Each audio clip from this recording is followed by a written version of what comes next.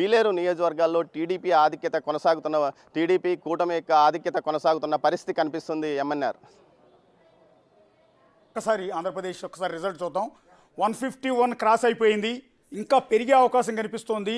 అసలు రికార్డు స్థాయిలో అంటే గతంలో కొంతమంది టీడీపీ నేతలు అప్పట్లో కామెంట్ చేసేవారు. ఇప్పటికిప్పుడు ఎన్నికలు జరిగితే టీడీపీ కంటే ఒక సీట్ అదనంగానే వైసీపీ కంటే ఒక సీట్ అదనంగానే అంటే 151 కంటే ఒక సీట్ అదనంగానే మాకు వస్తుంది అని గతంలో టీడీపీ నేతలు చాలామంది పర్టికులర్ బుద్ధా వెంకన్న లాంటి వాళ్ళు కామెంట్ చేశారు. మొన్న బుద్ధా వెంకన్న మాట అన్నాడు, ఆరామ స్థానం ఇచ్చినట్టు వైసీపీ గెలిస్తే నేను 4 కోసుకుంటాను. సో ఇప్పుడు 4 కోసుకోవాల్సిన అవసరం లేదు బుద్ధా వెంకన్న గారు, మీ 4 మీ దగ్గర సేఫ్గా ఉంది.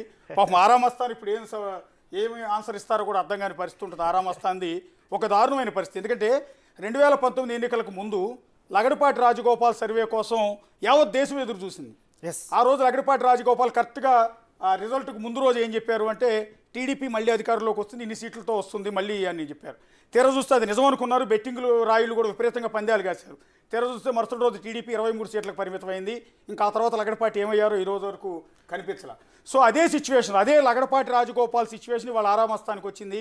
ఆరామస్థాన్ ఒక్కడే వైసీపీ గెలుస్తుంది. అది కూడా 194 నుంచి 104 మధ్యలో ప్రభుత్వాన్ని ఏర్పాటు చేస్తుంది. అంతకన్నా ఎక్కువ సీట్లు వస్తాయి తప్ప తగ్గేది లేదని చెప్తూ ఉన్నారు.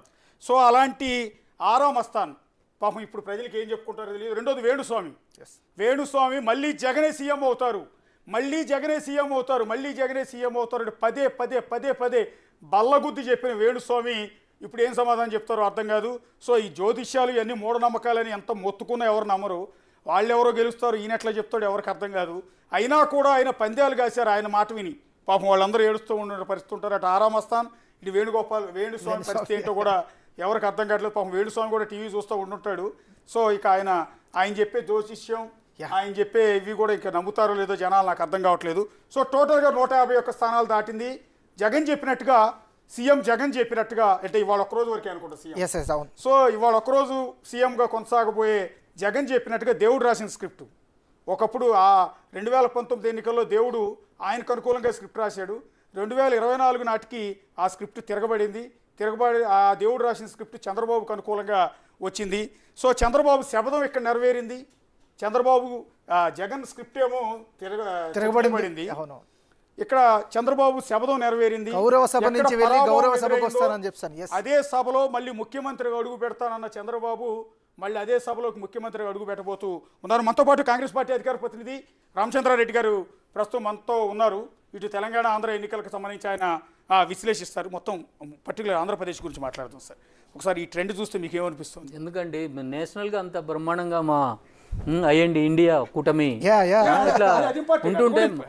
వెరీ ఇంపార్టెంట్ ఇండియా కూటమి. ఇప్పటివరకు ఆంధ్ర గురించి మనం మాట్లాడాం. రామచంద్రారెడ్డి గారు చెప్పినట్టుగా ఇండియా కూటమి అద్భుతమైన రిజల్ట్. ఖర్గే గారు చెప్పినట్టుగా, రాహుల్